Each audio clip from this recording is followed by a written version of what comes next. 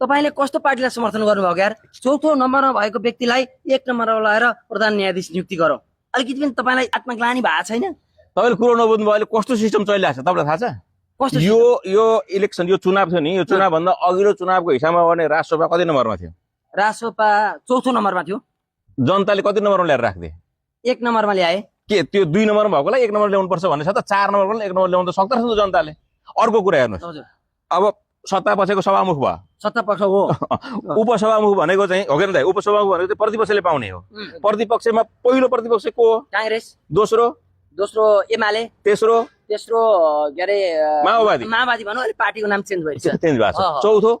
चौथो भनेको अर्काको पार्टी। अनि उपसभामुख को बनायो ल भन्नुहोस् त? चौथो के बनाए? अनि चौथोलाई पहिलो नम्बरमा ल्याउन सुरु गर्ने त जनता हो नि त। जनता भनेको त भगवान सरसहरा हो नि त राजनीति पार्टीको लागि त। अनि सिस्टम क्या, नयाँ सिस्टम अनुसार गइरहेको छ सबै कुराहरू।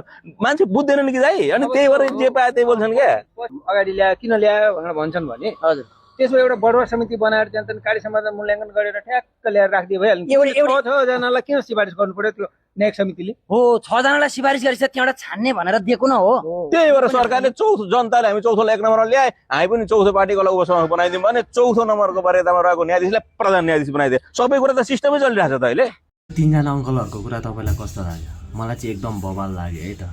राम्रो सिस्टममा चलिरहेको छ नि त होइन? सिस्टममा चलेको अहिले सरकार हो कि, त्यही भएर तपाईँहरूलाई कस्तो लाग्यो कमेन्ट गर्नु होला।